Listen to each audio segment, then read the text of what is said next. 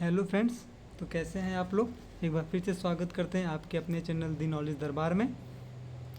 तो फ्रेंड्स, जैसा कि हमने कल आप लोग को बोला था कि आप लोग के लिए हम साइंस का डेली बाय डेली 25 क्वेश्चन का एक सेट लाया करेंगे। ये इसमें जितने भी क्वेश्चन हैं सब के सब आपके एग्ज़ाम को देखते हुए बहुत ज़्यादा इंपॉर्टेंट बनाए गए हैं, और इसमें हम आपको क्वेश्चन के साथ साथ उसके सारे ऑप्शन को भी एक्सप्लेन करेंगे। तो चलिए फ्रेंड्स, आज शुरू करते हैं आज का हम लोग पहला क्वेश्चन। तो सबसे पहला क्वेश्चन आज हमने डाला है बायोलॉजी का। क्वेश्चन है, एक प्रकार का प्रजनन जिसमें एक पौधे के शरीर का एक हिस्सा एक नए इंडिविजुअल में विकसित होता है।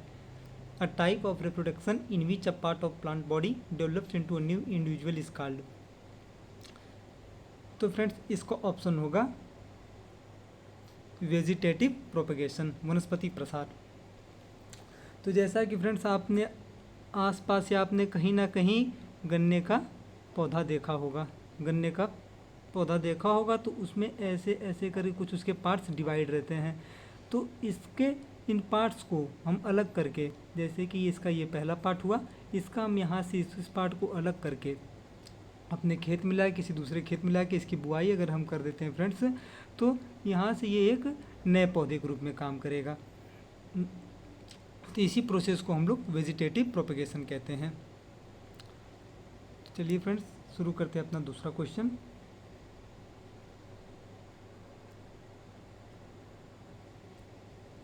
दूसरा क्वेश्चन है, प्रकाश वर्ष इकाई है, light year is a unit of. तो सबसे पहले आप लोग इसको खुद से ट्राई करिए, उसके बाद हम फिर इसको बताते हैं इसका आंसर क्या होगा। तो फ्रेंड्स, लाइट ईयर किसका यूनिट होता है? डिस्टेंस का यूनिट होता है।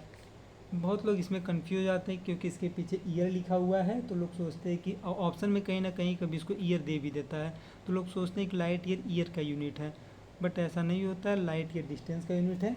और जैसा कि हम जानते हैं 1 light year is equal to होता है 9.46 इंटू 10⁻15 मीटर होता है। 10⁻15 मीटर होता है। तो इसके पीछे मीटर लगा हुआ है, तो इसका मतलब ये डिस्टेंस का यूनिट हो जाएगा फ्रेंड्स।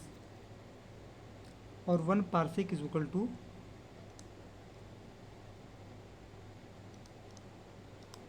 होता है 3 इंटू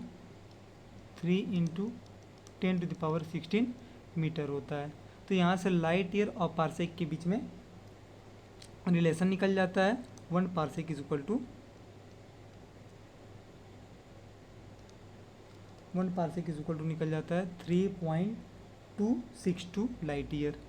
3.262 लाइट ईयर हो जाता है। कहीं कहीं इसको 3.25 भी दे देता है, तो उसमें आप लोग कंफ्यूज नहीं होइएगा। 3.262 या 3.25 लाइट ईयर हो जाता है। तो यहाँ से यही दो क्वेश्चन बनते हैं। प्रकाश वर्ष का पूछ लेता है किसका यूनिट है, दूसरा पार्सेक और लाइट ईयर में उनका रिलेशन पूछ लेता है फ्रेंड्स। अब आ जाता है हम लोग का तीसरा क्वेश्चन। जब कोई वस्तु वृत्तीय पथ पर गति करती है तो घूर्णन करती हुई वस्तु पर केंद्र की ओर लगने वाला बल क्या कहलाता है? When an object moves along a circular path, the force acting on the rotating object towards the center is called.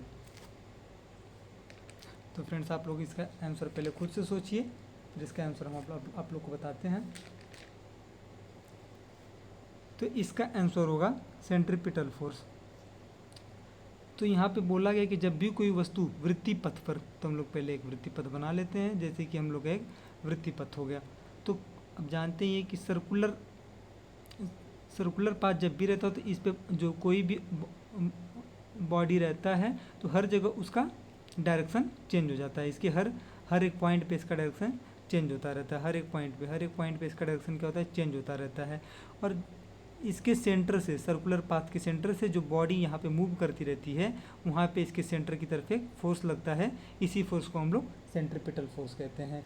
और centripetal force is equal to हो जाता है Fc इज इक्वल टू हो जाता है mv²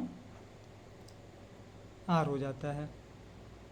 तो ये फार्मूला भी आप लोग ध्यान में रखते हुए चलिएगा, क्योंकि कभी कभी ये फार्मूला भी आप लोग को पूछ दे, इसके बेस पे न्यूमेरिकल पूछ देता है। तो आइए फ्रेंड्स, अब चलते हैं अपने नेक्स्ट क्वेश्चन पे। नेक्स्ट क्वेश्चन है,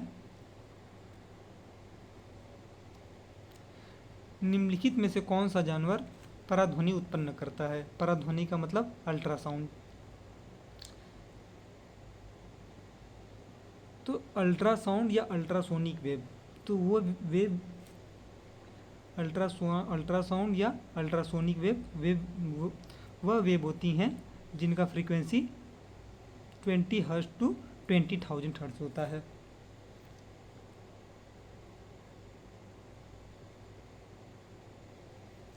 तो फ्रेंड्स, जैसा हमने बताया, अल्ट्रासाउंड वेव, अल्ट्रासोनिक वेव होती हैं जिनका फ्रीक्वेंसी 20 किलो हर्ट्ज से ग्रेटर होता है। 20 किलो हर्ट्ज बोल दीजिए, या इसी को आप लोग 20,000 हर्ट्ज बोल दीजिए, या इसी को आप लोग 20,000 साइकिल पर सेकेंड बोल दीजिए। तो अल्ट्रासोनिक वेव होती हैं फ्रेंड्स जिनका फ्रीक्वेंसी 20 किलो हर्ट्ज से ज़्यादा होता है, 20,000 हर्ट्ज से ज़्यादा होता है, या 20,000 साइकिल पर सेकेंड होता है। तो 20,000 साइकिल पर सेकेंड का मतलब कि ये यहाँ से जाके यहाँ तक हम लोग का एक साइकिल कंप्लीट होता है। तो ऐसे ही टोटल एक सेकेंड में ऐसे ही टोटल वो कितना अल्ट्रासोनिक वेव कितना साइकिल कंप्लीट करती है? 20,000 साइकिल कंप्लीट करती है। तो इसका आंसर हो जाएगा फ्रेंड्स परपॉइजेस हो जाएगा, इसका ऑप्शन हो जाएगा। अब परपॉइजेस क्या होता है?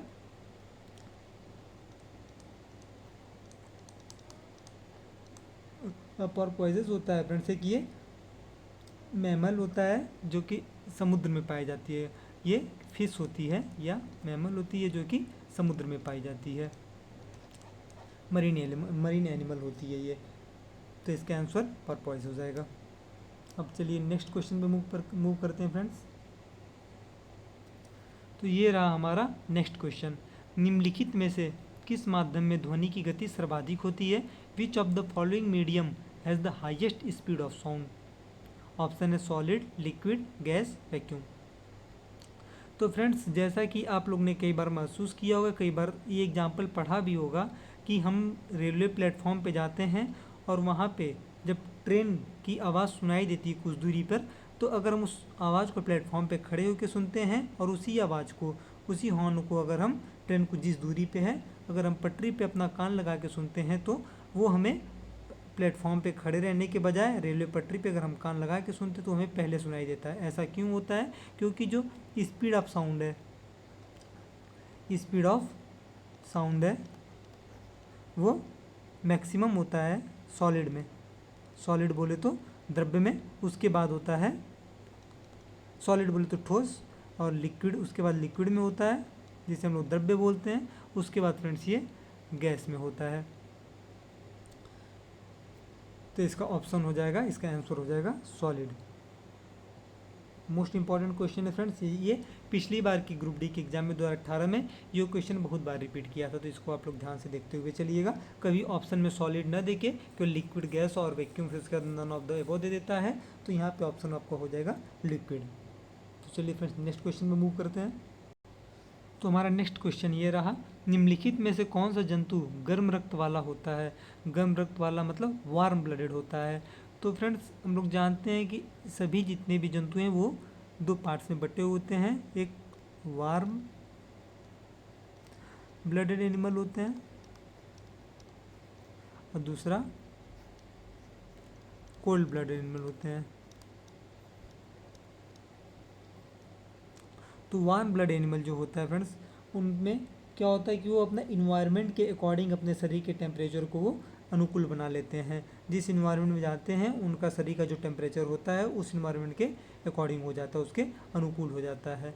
तो वार्म ब्लडेड एनिमल का हमने डेफिनेशन आप लोग को बता दिया कि इनको वार्म ब्लड बोलते हैं। तो इसके कुछ एग्जाम्पल हो जाते हैं, जैसे बर्ड्स हो गई, मैमल्स हो गए, जितने भी स्तनधारी होते हैं सब के सब फ्रेंड्स वार्म ब्लडेड होते हैं। ह्यूमन बॉडी, एक ह्यूमन बीइंग हो गए, ये सब वार्म ब्लड एनिमल की कैटेगरी में आ जाते हैं।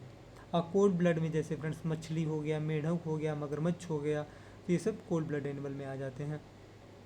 छिपकली हो गई आपके घर की, तो ये सब कोल्ड ब्लड एनिमल में आ जाते हैं। तो इसका सही ऑप्शन हो जाएगा, हमने आपको बर्ड्स बताया था वार्म ब्लड में, तो इसका सही ऑप्शन हो जाएगा कबूतर। तो चलिए फ्रेंड्स नेक्स्ट क्वेश्चन में मूव करते हैं। तो हमारा नेक्स्ट क्वेश्चन ये रहा पीरियोडिक टेबल से, जो कि आप लोग के लिए बहुत ज़्यादा इंपॉर्टेंट है। आपके पेपर में या ग्रुप डी का जितना दिन भी पेपर चलेगा, हर एक शिफ्ट में इसका क्वेश्चन बनेगा फ्रेंड्स। तो इसीलिए आप लोग इसको ज़रूर से रिवाइज करके जाइएगा, और हमारे डेली प्रैक्टिस सेट में इसके 1 से 2 क्वेश्चन जो कि बहुत ज़्यादा इंपॉर्टेंट है वो हम डाल दिया करेंगे इसमें। तो ये क्वेश्चन है, आधुनिक आवर्त सारणी में कौन से समूह के तत्वों का बाहरी कोटा पूर्ण होता है? In the modern periodic table which group of element has an outer shell complete. तो सबसे पहले आप लोग यहाँ पे ये जान लीजिए कि मॉडर्न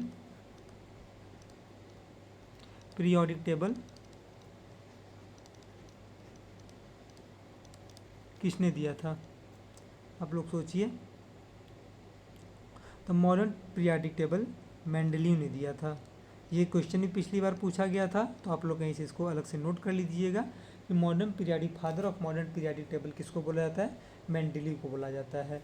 और ये किस पे ये बेस्ड रहता है मॉडर्न पीरियोडिक टेबल? तो ये एटॉमिक नंबर पे बेस्ड रहता है, एटॉमिक नंबर पे बेस्ड था ये मॉडर्न पीरियोडिक टेबल। इसमें टोटल 18 ग्रुप्स और 7 पीरियड्स होते हैं।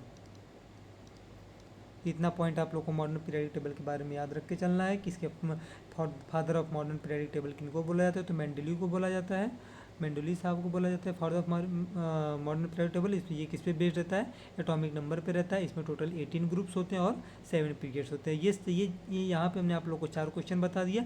इन चारों क्वेश्चन में चारों क्वेश्चन ये पिछली बार की ग्रुप डी के एग्जाम में पूछे गए थे। तो चलिए अब अपने क्वेश्चन पे। तुम्हारा क्वेश्चन ये था कि आधुनिक आवर्त सारणी में कौन से समूह तत्वों का बाहरी कोटा पूर्ण होता है? मतलब वो उसके सेल कंप्लीट रहते हैं वो। तो ये होता है 18th ग्रुप का। अब 18th ग्रुप होता कौन सा है? तो जो हमारी इनर्ट गैस वाली जो ग्रुप होती हैं, इनर्ट गैस वाली जो ग्रुप होती हैं वो 18th ग्रुप कहलाता है। जैसे helium, neon, argon, krypton, xenon, देख लीजिएगा आप इसको, जेनॉन, फिर रेडॉन। जेनॉन में यहाँ पे ई रहता है, तो जेनॉन, रेडॉन, ये हमारी हो गई इनर्ट गैस वाली ग्रुप, जिन्हें हम लोग 18th ग्रुप बोलते हैं।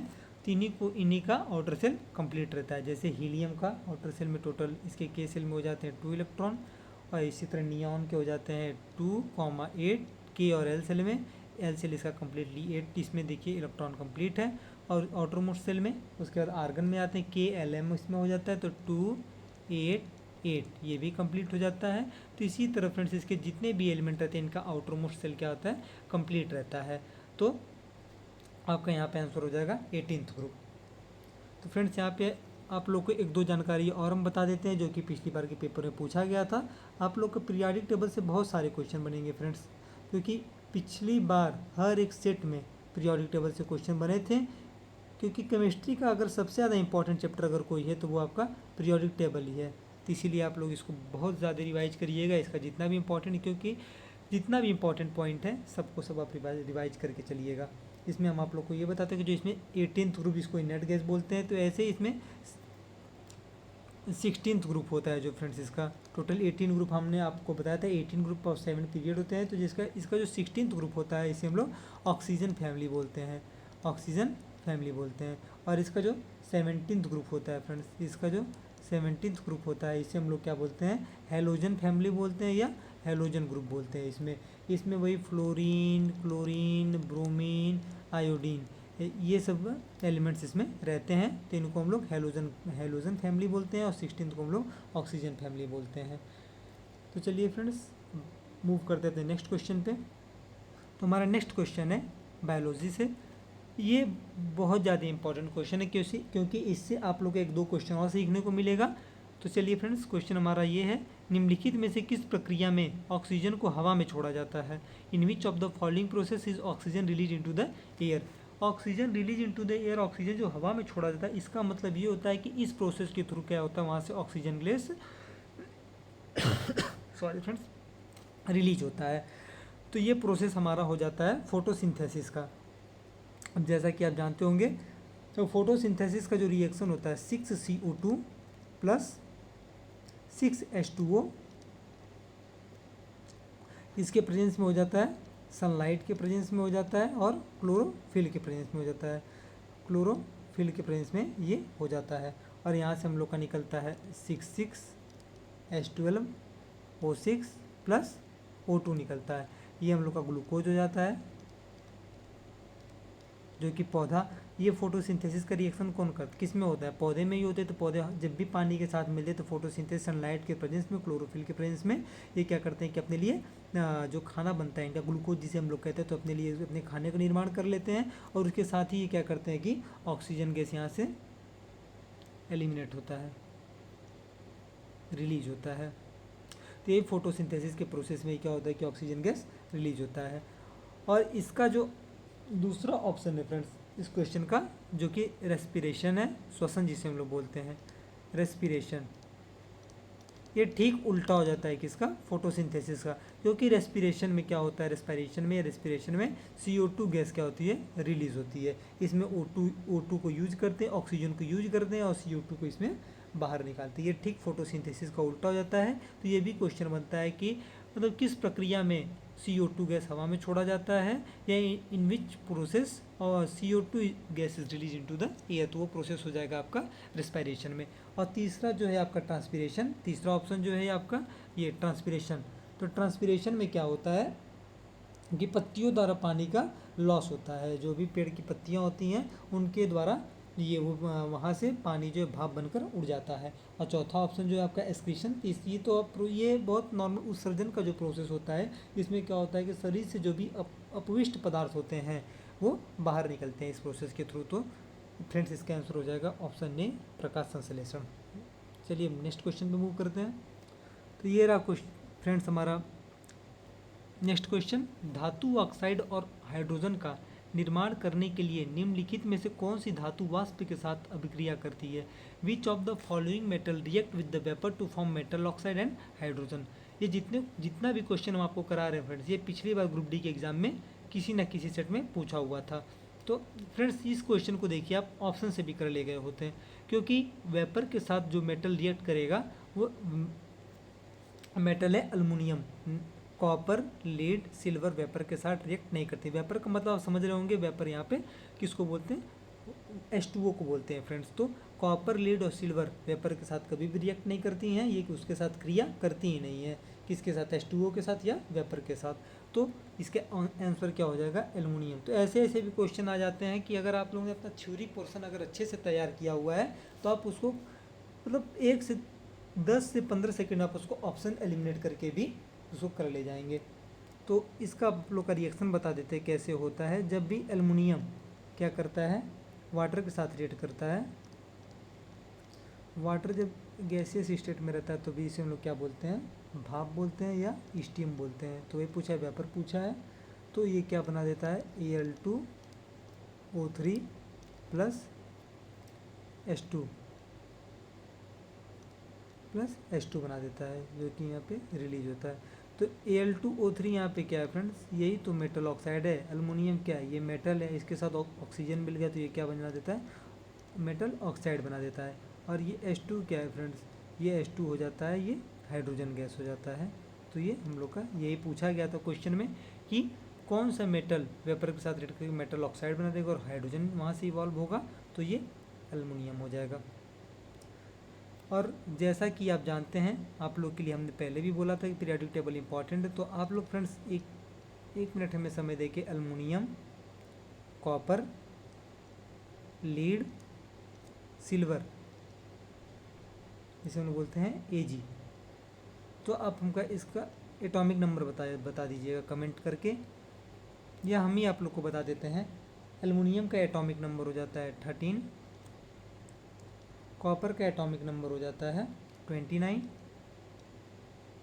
और लीड का एटॉमिक नंबर हो जाता है 82 और सिल्वर, इसको मोस्ट कर लीजिएगा, सिल्वर का एटॉमिक नंबर हो जाता है 47।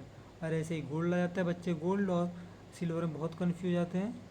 गोल्ड को Au लिखा जाता है और गोल्ड का एटॉमिक नंबर 79 हो जाता है। तो Au गोल्ड को बोला जाता है और Ag सिल्वर को बोला जाता है। तो इसको आप लोग ध्यान में रखिएगा। चलिए मूव करते हैं अपने नेक्स्ट क्वेश्चन की तरफ। तो फ्रेंड्स ये रहा हमारा next question, the force of gravity acting on an object is known as, किसी वस्तु पर कार्य करने वाले गुरुत्व बल को जाना जाता है। तो गुरुत्व बल आप लोग जानते हैं किसको बोला जाता है।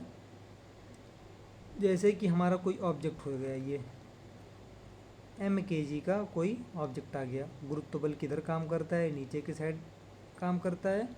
तो यहाँ पे जो हम लोग का गुरुत्व बल हो जाता है F equal to mass into gravity. तो इसी F equal to mass into gravity को ये पूछता है कि इसको और क्या जाना जाता है। तो इसको फ्रेंड्स हम लोग क्या बोलते हैं, वेट। जो वेट होता है, जो भार होता है, वो m इंटू जी के बराबर हो जाता है।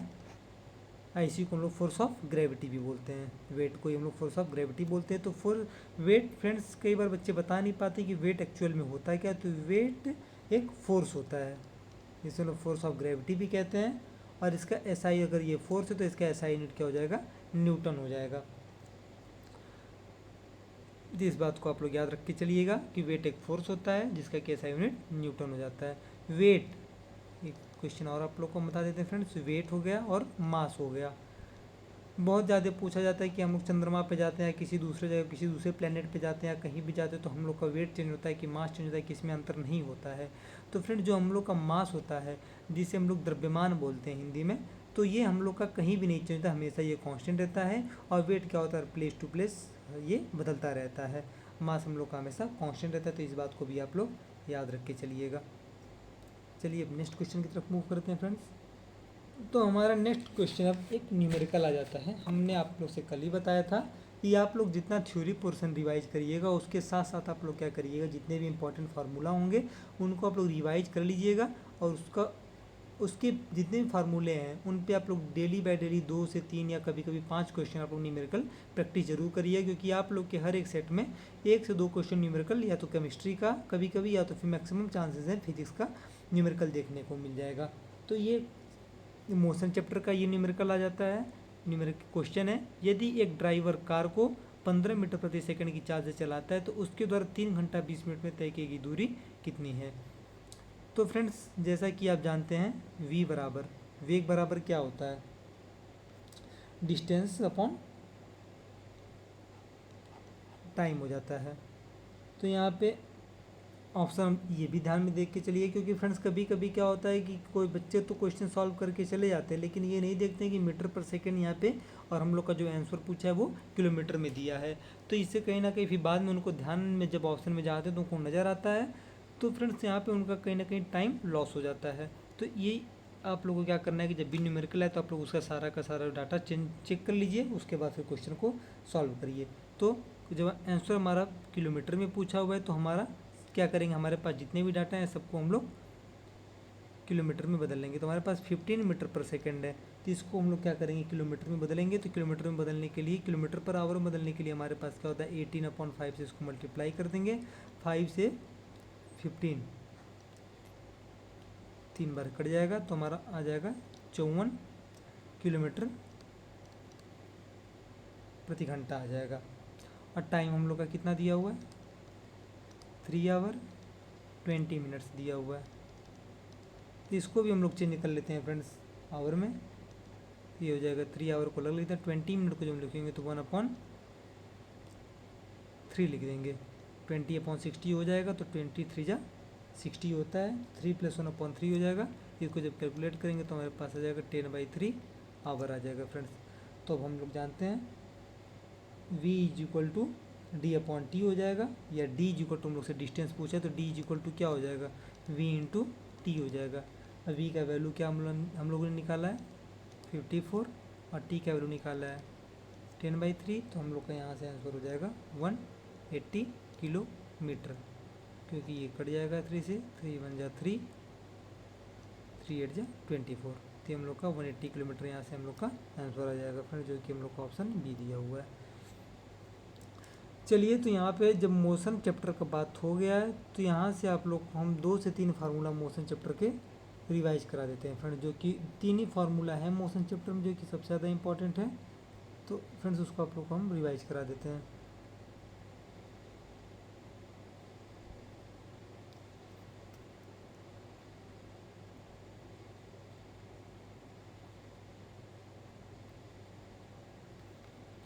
तो सबसे पहला फार्मूला जो हम लोग का आ जाता है, जो 3 इक्वेशन ऑफ मोशन होते हैं, तो इसमें सबसे पहला इक्वेशन आ जाता है v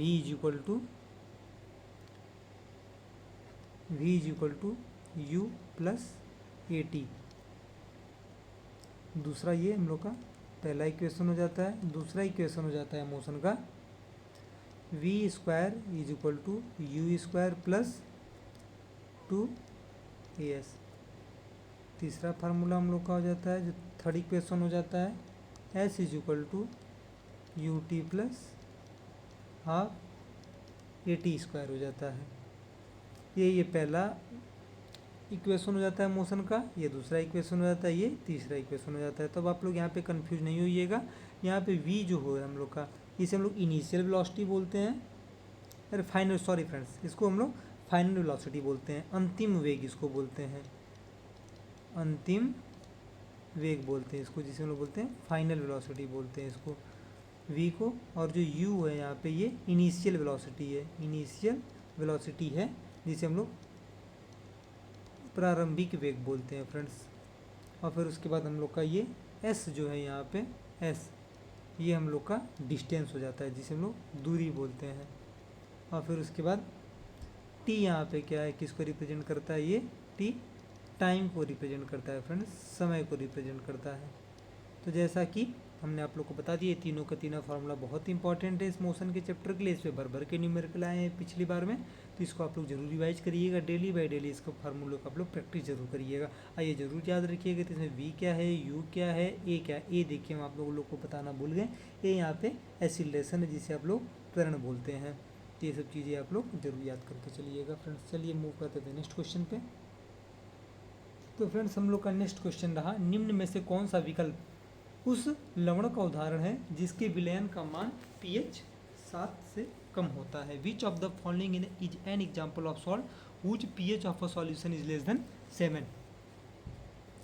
तो सबसे पहले आप लोग को ये क्लियर करना होगा कि जो एसिड होता है, जिसे हम लोग अम्ल बोलते हैं, इसका pH क्या होता है, बेस, जिसे हम लोग क्षार बोलते हैं, इसका pH क्या होता है। उसके बाद सॉल्ट, जिसे हम लोग लवण बोलते हैं, इसका pH क्या होता है। तो फ्रेंड्स एसिड जो होता है, इसका pH वैल्यू हमेशा लेस देन 7 होता है, सॉल्ट का pH वैल्यू हमेशा इक्वल टू 7 होता है, और बेस का pH वैल्यू हमेशा ग्रेटर देन 7 होता है। तो फ्रेंड्स आप लोग इस क्वेश्चन को भी आराम से ऑप्शन के थ्रू एलिमिनेट करके इस क्वेश्चन को भी आप लोग सॉल्व कर ले जाएंगे। तो फ्रेंड्स ऑप्शन पे जाने से पहले सबसे पहले हम आप लोग को बता दें, ये चीज़ भी आप लोग यहाँ पे याद रखिएगा, जहाँ पे strong acid plus strong base रहता है, तो वहाँ पे जो हम लोग का लवण मिलता है, एसिड और बेस जब भी मिल जाते हैं तो वहाँ पे लवण साल्ट बनता है। तो जब भी स्ट्रॉन्ग एसिड और स्ट्रॉन्ग बेस मिलते हैं तो वो यहाँ पे न्यूट्रल सॉल्ट, उदासीन सॉल्ट मिलता है। और strong acid plus weak base जब मिलता है फ्रेंड्स, तो वहाँ पे हम लोग का अम्लीय साल्ट मिलता है, अम्लीय लवण मिलता है। और week acid plus strong base जब मिल जाता है तो वहाँ पे हम लोग का कौन सा क्षार मिलता, कौन सा लवण मिलता है फ्रेंड्स, तो बेसिक लवण मिलता है, जिसे हम लोग बोलते हैं क्षारीय लवण मिलता है। उसके बाद फ्रेंड्स हम लोग का जब एक और बच गया weak acid plus weak base मिल जाता है फ्रेंड्स, तो हम लोग का क्या हो जाता है, वहाँ पे न्यूट्रल हो जाता है, उदासीन लवण मिलता है। तो इस चीज़ को आप लोग याद रख के चलिएगा। स्ट्रॉन्ग एसिड और स्ट्रॉन्ग बेस जब मिलेगा तो वहाँ पे न्यूट्रल सॉल्ट मिलेगा, और वीक एसिड और वीक बेस जब मिलेगा तो न्यूट्रल सॉल्ट मिलेगा। ये चीज़ आप लोग बहुत अच्छे से क्लियर कर लीजिएगा। Strong acid plus strong base and week acid plus weak base neutral. और जब स्ट्रॉन्ग एसिड और प्लस वीक बेस रहेगा, जब एसिड स्ट्रॉन्ग रहेगा और बेस वीक रहेगा तो क्या होगा, वहाँ पे अम्लीय लवण रहेगा। और जब हम लोग का वीक एसिड रहेगा और बेस क्या रहेगा, स्ट्रॉन्ग रहे, तो वहाँ पे हम लोग का लवण कौन सा रहेगा, बेसिक लवण रहेगा, जिसे हम लोग बोलते हैं क्षारीय लवण रहेगा फ्रेंड्स। तो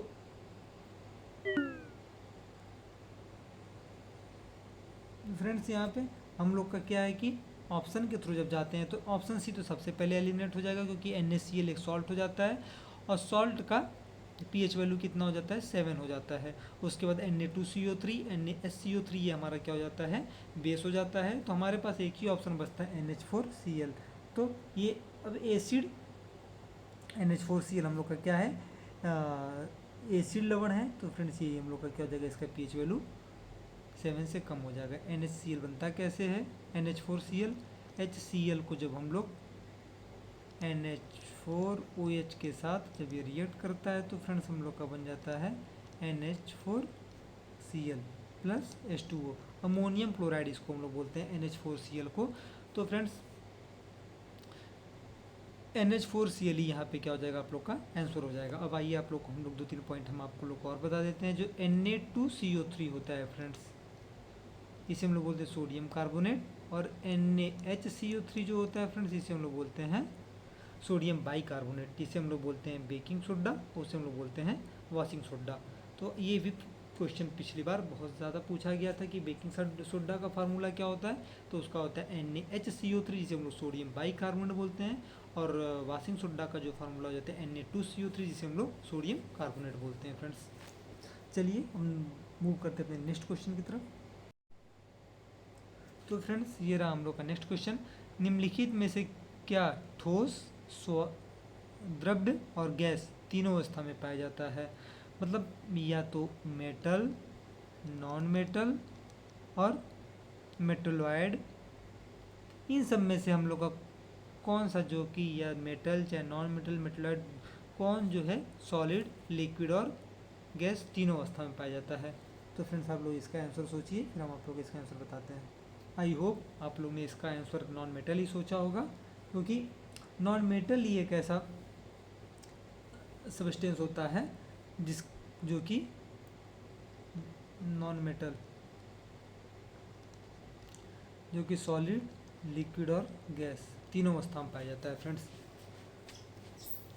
जैसे कि ब्रोमीन, ब्रोमीन आप लोग जानते होंगे, कई बार इसको पढ़ा होगा।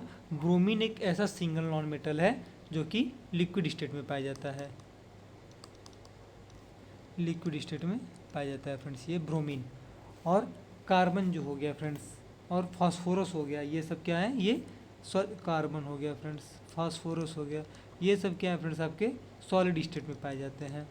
और फिर उसके बाद फ्लोरीन हो गया, नाइट्रोजन हो गया, जो ये सब के सब नॉन मेटल है। फ्लोरीन हो गया, उसके बाद नाइट्रोजन हो गया, तो ये सब के सब फ्रेंड्स क्या होते हैं, ये नॉन मेटल और ये गैसियस स्टेट में पाए जाते हैं। तो इस क्वेश्चन को भी आप लोग मोस्ट कर लीजिएगा। जो नॉन मेटल होता है वो सॉलिड, लिक्विड और गैस तीनों स्टेट में पाया जाता है। ये क्वेश्चन सबसे ज़्यादा इंपॉर्टेंट है, बहुत बार पूछा गया कि कौन एक ऐसा सिंगल नॉन मेटल है जो कि लिक्विड स्टेट पे रूम टेम्परेचर पे पाया जाता है, तो वो ब्रोमीन है। चलिए फ्रेंड्स हम नेक्स्ट क्वेश्चन की तरफ मूव करते हैं। तो फ्रेंड्स हम लोग का नेक्स्ट क्वेश्चन ये रहा, as long as unbalanced force is applied to a body its dash is constantly changing. जब तक किसी पिंड पर असंतुलित बल लागू किया जाता है तब तक इसकी डैश में निरंतर परिवर्तन होता रहता है। तो फ्रेंड्स सबसे पहले आप लोग को यहाँ पे जानना होगा बैलेंस्ड फोर्स क्या होता है, उसके बाद अनबैलेंस्ड फोर्स क्या होता है। जब भी किसी बॉडी पर इक्वल फोर्स लगता है, जैसे इधर कोई फोर्स 5 न्यूटन का लग गया और इधर कोई फोर्स इस पर 5 न्यूटन का लग गया, तो फ्रेंड्स ये क्या होता है, इस फोर्स को हम लोग क्या बोलते हैं, बैलेंस्ड फोर्स बोलते हैं। मतलब उस पर इक्वल फोर्स लगता है हर एक डायरेक्शन से, तो उसे हम लोग बैलेंस्ड फोर्स उसे हम लोग बोलते हैं फ्रेंड्स। अब बैलेंस्ड फोर्स में क्या होगा, ये कोई बॉडी है, इस पर इधर से भी कोई फोर्स लग रहा है, इधर से भी वो इतना ही फोर्स लग रहा है, तो इसका क्या होगा, इसका शेप कुछ ना कुछ ऐसे बनता जाएगा फ्रेंड, मतलब ऐसे चेंज हो जाएगा, ये ऐसे सही से ऐसे बन जाएगा फ्रेंड्स। तो मतलब कहीं ना कहीं इसके शेप में बस चेंज होता है। तो ये चीज़ आप लोग याद रख के चलिए कि बैलेंस्ड फोर्स में बॉडी के शेप में चेंज आता है, जबकि अनबैलेंस्ड फोर्स में जो कि मान लीजिए इधर कोई 5 न्यूटन या 10 न्यूटन का फोर्स लग गया, तो ये एक ही साइड लगा, तो ये अनबैलेंस्ड फोर्स हो गया। अब अनबैलेंस्ड फोर्स की वजह से क्या होता है कि फ्रेंड्स उस बॉडी के स्पीड में, वेग में क्या होता है, चेंजमेंट आता है फ्रेंड्स। ऐसा क्यों होता है बता रहे हैं आप लोग। ऐसा इसलिए होता है फ्रेंड्स क्योंकि हम जानते हैं फोर्स इक्वल टू क्या फार्मूला होता है, मास इनटू एक्सीलरेशन होता है।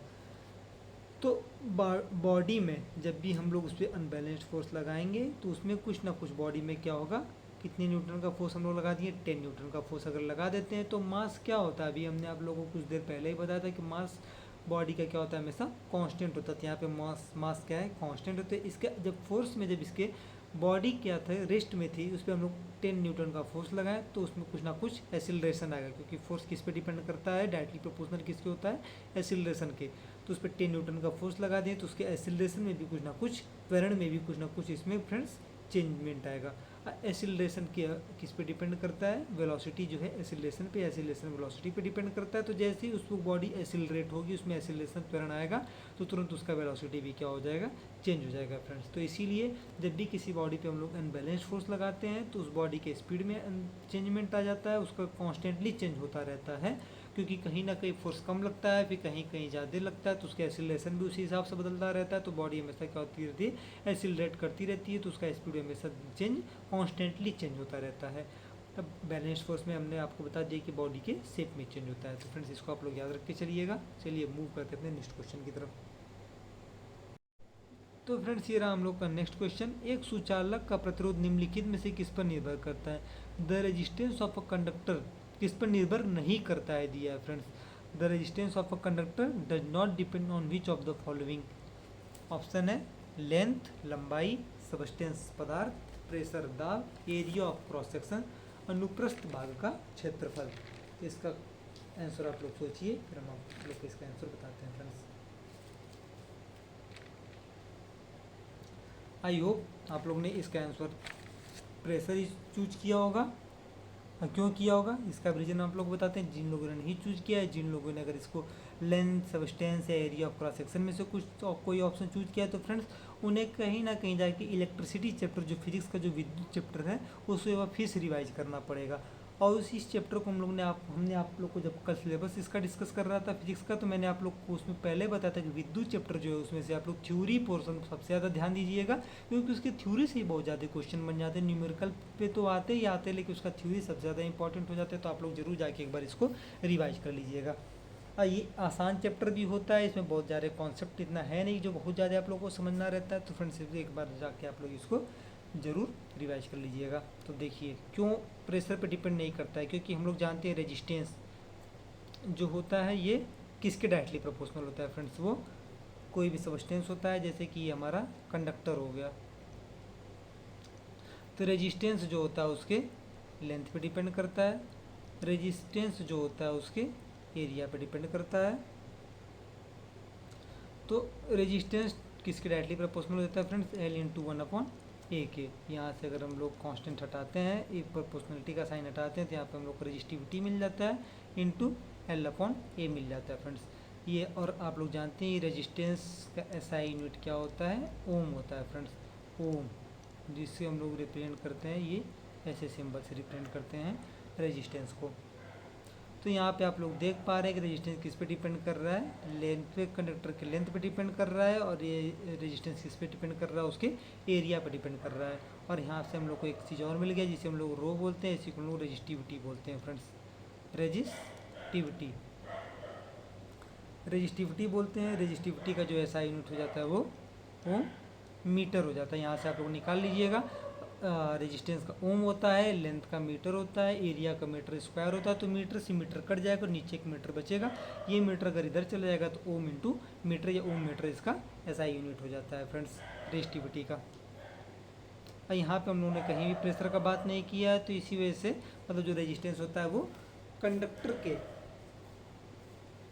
प्रेशर से उसका कुछ मतलब ही नहीं रहता है रेजिस्टेंस का, उसके बस लंबाई से मतलब रहता है। एरिया ऑफ क्रॉस सेक्शन से अनुप्रस्थ भाग का जो क्षेत्रफल होता है उस पर ये डिपेंड करता है। तो फ्रेंड्स चलिए मूव करते हैं नेक्स्ट क्वेश्चन की तरफ। ये रहा हमारा नेक्स्ट क्वेश्चन, जो कि ये न्यूमेरिकल है फ्रेंड्स। हमने आप लोग से बोला था कि हम जब भी आप लोग को प्रैक्टिस सेट कराएंगे तो उसमें 2 से 3 न्यूमेरिकल जरूर रखेंगे, क्योंकि न्यूमेरिकल भी आप लोग के पेपर में 1 न्यूमेरिकल 2 न्यूमेरिकल आया तो केमिस्ट्री के भी आ सकते हैं, फिजिक्स के भी आ सकते हैं फ्रेंड्स। तो आज हम लोग आप लोग को फिजिक्स का न्यूमेरिकल प्रैक्टिस कराएंगे, फिर कुछ दिन बाद केमिस्ट्री का भी न्यूमेरिकल प्रैक्टिस करा देंगे। तो चलिए आप लोग इस क्वेश्चन को सॉल्व करिए, फिर उसके बाद हमको इसका आंसर बताइएगा कमेंट में, या फिर हम तो आप लोग को इसका आगे सॉल्यूशन करवाना ही है हमें। क्वेश्चन है डैश 18 वोल्ट एक विभवांतर रखने वाले 2 बिंदुओं पर 4 कूलम्ब के आवेश को ले जाने के लिए कार्य की मात्रा है, मतलब कितना कार्य वहाँ पे होगा। Is the amount of work done in carrying the charge of 4 coulomb across 2 point having a potential difference of 18 volt.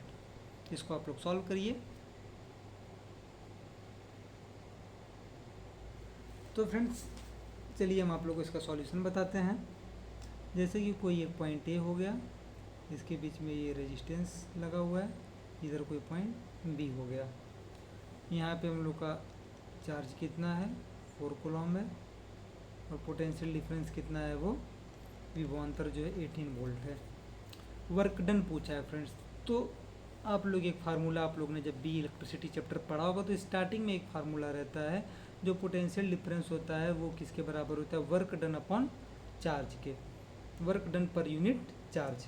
एक यूनिट चार्ज को ले जाने में, किसी भी डिस्टेंस पे पॉइंट ए से बी तक ले जाने में किसी भी 4 कूलम के चार्ज को कितना वर्क डन हो रहा है, उसी को हम लोग क्या बोलते हैं, पोटेंशियल डिफरेंस बोलते हैं, उसी को हम लोग विभवांतर बोलते हैं। मतलब पर यूनिट चार्ज को किसी एक प्लेस से दूसरे प्लेस में ले जाने के लिए जो भी वर्क डन होता है, तो उसी को हम लोग क्या बोल देते हैं, विभवांतर बोल देते हैं फ्रेंड्स। तो अब यहाँ से हम लोग W इज इक्वल टू निकाल लेंगे V इंटू क्यू, और V कितना दिया है, 18 वोल्ट दे दिया है, Q कितना दे दिया है, 4 कूलम दे दिया है। तो 18 इंटू 4 हम लोग का आ जाएगा 72 जूल हो जाएगा, क्योंकि वर्क का ऐसा यूनिट क्या होता है फ्रेंड्स, जूल हो जाता है। और ये जो 4 कूलम दिया था, तो ये तो आप लोग समझ ही गए होंगे, फिर भी मैं आप लोग को बता देता हूँ। तो C जो होता है, कूलम जो होता है, ये किसका ऐसा यूनिट हो जाता है, ये चार्ज का ऐसा यूनिट हो जाता है, क्वांटिटी ऑफ चार्ज या चार्ज बोल सकते हैं फ्रेंड्स, ये आप लोग उसका ऐसा यूनिट हो जाता है। ये भी आप लोग यहाँ से याद रखें कि एक इलेक्ट्रॉन के ऊपर कितना चार्ज होता है, तो 1.062 into 10 to the power into, रुकिए फ्रेंड्स इसको हम ऊपर लिख देते हैं,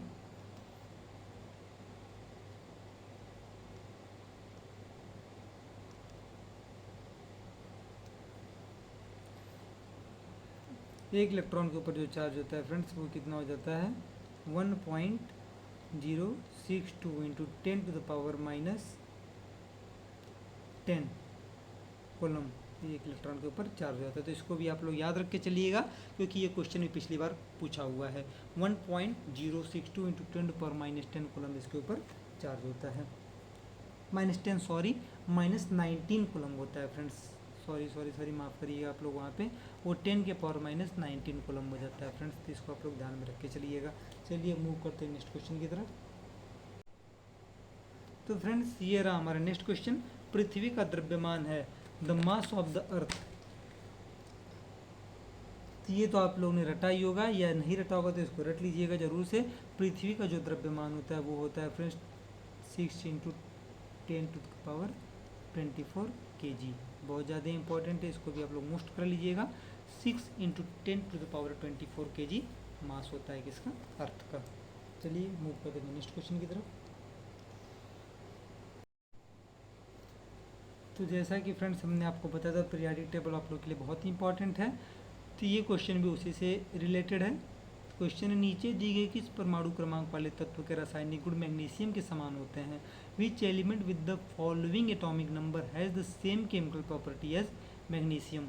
तो सेम केमिकल प्रॉपर्टी, तो पीरियोडिक टेबल जो मॉडर्न पीरियोडिक टेबल है उनमें क्या किया गया है, तो सबसे पहले इंक्रीजिंग एटॉमिक नंबर पे बेस्ड है, और जो 18 ग्रुप बांटा गया है फ्रेंड्स, उसमें 18 ग्रुप और 7 पीरियड होते हैं। तो जो हर ग्रुप क्या होते हैं, हर ग्रुप का केमिकल प्रॉपर्टी क्या होता है फ्रेंड, सेम होता है। तो अगर इस क्वेश्चन को देखें तो आप लोग से इनडायरेक्टली ये पूछना चाहता है कि इनमें से कौन सा मेटल है जिनको उनका एटॉमिक नंबर दे दिया है, जिसका केमिकल प्रॉपर्टी मतलब मैग्नीशियम के ग्रुप का वो मेटल है, उसका केमिकल प्रॉपर्टी सेम का मतलब वो मैग्नीशियम के ग्रुप का ही वो एलिमेंट है। तो फ्रेंड्स जैसा आप लोग जानते हैं कि जो बेरिलियम होता है, बेरिलियम जिसका कि एटॉमिक नंबर कितना हो जाता है 4, तो ये किसके ग्रुप का एलिमेंट है फ्रेंड्स, ये मैग्नीशियम के ग्रुप का एलिमेंट है। तो अगर सेम ग्रुप के एलिमेंट होते हैं इनका केमिकल प्रॉपर्टी भी क्या होगा, सेम होगा। तो इसी वजह से इसका आंसर क्या होता है फ्रेंड्स, D 4 हो जाता है। चलिए तो हम लोग मूव करते हैं अपने नेक्स्ट क्वेश्चन की तरफ फ्रेंड्स। हम लोग का नेक्स्ट क्वेश्चन है, मधुमक्खी के डंक का इलाज करने के लिए डैश के घोल का उपयोग किया जाता है। तो मधुमक्खी का जो डंक होता है, जो बी स्टिंग जो होता है फ्रेंड्स, वो क्या होता है, जब भी मधुमक्खी हमें डंक मार देती है तो वो हमें क्या करती है, हमारे शरीर में कुछ एसिड का कुछ अमाउंट छोड़ के चली जाती है, इस वजह से हमें थोड़ा दर्द भी होता है। तो इस एसिड को न्यूट्रल करने के लिए हम लोग क्या करेंगे, इसके साथ किसी न किसी बेस का प्रयोग करेंगे, बोले तो क्षार का प्रयोग करेंगे, तब जाके ये न्यूट्रल हो जाता है। थोड़ा सा अम्ल के साथ हम लोग क्या करते हैं, थोड़ा बेस का क्षार का प्रयोग कर लेते हैं। तो फ्रेंड्स जो मधुमक्खी का जो डंक होता है वो एसिड होता है, वो फॉर्मिक एसिड छोड़ के जाती है फ्रेंड्स। तो इस एसिड को न्यूट्रल करने के लिए हम लोग को बेस का जरूरत पड़ता है। तो यहाँ पे ऑप्शन हम लोग का एक ही बेस दिया हुआ जो है कि बेकिंग सोडा। बेकिंग सोडा यही एक ऐसा बेस है, यही एक ऐसा नहीं, मतलब और भी बेस होते हैं जिनका हम लोग यूज करके इस एसिड की मात्रा को हम लोग उसको न्यूट्रल कर सकते हैं। तो ऑप्शन में हम लोग का यही दिया हुआ है बेकिंग सोडा। तो फ्रेंड्स हम लोग का यहाँ पे आंसर हो जाएगा बेकिंग सोडा। बेकिंग सोडा का फार्मूला हमने आप लोग को पहले ही बता दिया है। इसका फार्मूला होता है NaHCO3, जिसे हम लोग बोलते हैं सोडियम बाइकार्बोनेट या सोडियम हाइड्रोजन कार्बोनेट। चलिए फ्रेंड्स हम मूव करते हैं नेक्स्ट क्वेश्चन की तरफ। तो फ्रेंड्स हमारा नेक्स्ट क्वेश्चन है पास्कल इकाई है। ये बहुत ही आसान क्वेश्चन हमने आप लोग के डाल दिया है। आसान ये क्वेश्चन तो है, ये सबसे इम्पोर्टेंट बात है, ये आप लोग के पिछली बार ग्रुप डी के एग्जाम में ये पूछा गया था। तो फ्रेंड्स ऐसे भी क्वेश्चन आते हैं कि जिसको आप लोग देख के तुरंत टिक करके आगे निकल सकते हैं। तो पास्कल किसका ऐसा यूनिट होता है, किसकी इकाई होती है, तो पास्कल जो फ्रेंड्स ये प्रेशर की इकाई होती है, प्रेशर की इकाई होती है। चलिए मूव करते हैं नेक्स्ट क्वेश्चन की तरफ। तो क्वेश्चन है हमारा, आमतौर पर विद्युत धनात्मक तत्वों की संयोजकता होती है, generally the valency of electropositive element. तो फ्रेंड्स सबसे पहले आप लोग को जानना होगा कि इलेक्ट्रोपॉजिटिव एलिमेंट होते क्या हैं। इलेक्ट्रोपॉजिटिव एलिमेंट होते धनात्मक तत्व, विद्युत धनात्मक तत्व होते क्या हैं फ्रेंड्स। तो इलेक्ट्रोपॉजिटिव एलिमेंट, ये तो सबसे पहली बात आप याद रखिए कि इलेक्ट्रोपॉजिटिव एलिमेंट हमेशा मेटल ही होते हैं, नॉन मेटल नहीं होते हैं। तो जो भी एलिमेंट क्या करते हैं, इलेक्ट्रॉन डोनेट करते हैं, इलेक्ट्रॉन रिलीज करते हैं, तो उन्हें हम लोग इलेक्ट्रोपॉजिटिव एलिमेंट बोलते हैं। ये प्रॉपर्टी किसके अंदर होता है, मेटल के अंदर होता है। तो इसलिए हम लोग मेटल को इलेक्ट्रोपॉजिटिव एलिमेंट्स बोलते हैं, जितने भी मेटल होते हैं। तो जनरली पूछा है कितना वैलेंसी ये लोग, इनका वैलेंसी कितना होता है। तो सोडियम ये क्या करता है, 1 इलेक्ट्रॉन देने की क्षमता रखता है। मैग्नीशियम ये क्या करता है, 2 इलेक्ट्रॉन देने की क्षमता रखता है, इसीलिए इसका डबल पॉजिटिव चार्ज होता है। एल्युमिनियम ये क्या करता है, 3 इलेक्ट्रॉन देने की क्षमता रखता है, तो इसीलिए इसके ऊपर 3 पॉजिटिव चार्ज होते हैं। तो फ्रेंड्स जनरली अगर देखा जाए इलेक्ट्रोपॉजिटिव एलिमेंट का जो वैलेंसी होता है, तो फ्रेंड्स हम लोग का 1, 2 और 3 हो जाता है। तो ये ऑप्शन नंबर डी हो जाएगा हमारा। चलिए नेक्स्ट क्वेश्चन की तरफ मूव करते हैं फ्रेंड्स। तो फ्रेंड्स ये पूछा है, धामन सोडा के एक अणु में पानी की कितनी अणु उपस्थित होते हैं, how many water molecule are present in 1 molecule of washing soda. तो वाशिंग सोडा का आप लोग फार्मूला जानते हैं फ्रेंड्स। एक होता है, आप लोग को यहाँ पे एक कॉन्सेप्ट और क्लियर करना चाहेंगे, Na2CO3, ये हम लोग का सोडा ऐश हो जाता है फ्रेंड्स। अगर ऑप्शन में अगर आप लोग को वाशिंग सोडा का कभी फार्मूला पूछे, अगर ऑप्शन में Na2CO3 दिया है और उसके साथ Na2CO3.10H2O दिया, तो आप लोग किसको प्रीफर करेंगे, Na2CO3.10H2O को, ना कि Na2CO3। अगर सोडा ऐश पूछा रहता तो हम लोग Na2CO3 को प्रीफर करते हैं। तो जनरली फ्रेंड्स जो वाशिंग सोडा का जो फार्मूला होता है Na2CO3.10H2O हो जाता है, इसे हम लोग वाशिंग सोडा बोलते हैं। सोडियम कार्बोनेट डेका हाइड्रेट इसे हम लोग बोलते हैं। तो फ्रेंड्स यहाँ पे आप लोग देख रहे हैं वाटर के कितने मॉलिक्यूल यहाँ पे प्रेजेंट है, टोटल यहाँ पे 10 मॉलिक्यूल प्रेजेंट है सोडियम कार्बोनेट के साथ या वाशिंग सोडा के साथ। तो फ्रेंड्स हम लोग का इसका ऑप्शन हो जाएगा ऑप्शन नंबर बी 10। चलिए अपने नेक्स्ट क्वेश्चन की तरफ मूव करते हैं फ्रेंड्स। तो आइए फ्रेंड हम अपने आते हैं अब 24 नंबर के क्वेश्चन पे, जो कि है कि कॉन्टेस्टेंट आपका क्या होता है। Contestant is made by mixing. तो जो आपका कॉन्टेस्टेंट होता है, कॉन्स्टेंटेंट एक स्पेलिंग से गलत लिखी हुई है, एक एलॉय होता है। एलॉय जिसका मतलब होता है मिश्र धातु। और मिश्र धातु क्या होती है, 2 धातुओं को जोड़ने से जो धातु बनती है उसे हम मिश्र धातु कहते हैं। और जो आपका कॉन्टेस्टेंट होता है ये कॉपर प्लस निकल की क्या होता है, योग से फिर इन दोनों को मिक्स करने से क्या होता है, बनता है। कुछ और जो आपके इम्पॉर्टेंट एलॉयज़ हैं उनकी हम बात कर लेते हैं, जो आपकी परीक्षा के लिए बहुत ज़्यादा इंपॉर्टेंट है, आपको देखने को मिल भी सकते हैं। उससे बात करते हैं जो हमारा ब्रास होता है। आपको पता होगा ब्रास के बर्तन हम घर में यूज़ करते हैं, इसको हिंदी में पीतल कहते हैं। आपका जो पीतल होता है वो कॉपर प्लस जिंक के योग से बनता है। अगले हम बात करें हमारा ब्रोंज जो होता है, ब्रोंज का मतलब कांसा, जो आप ब्रोंज मेडल देखते हैं ना, गोल्ड सिल्वर उसके बाद ब्रोंज। ब्रॉन्ज जो होता है वो कॉपर प्लस टिन के क्या होता है, योग से बनता है।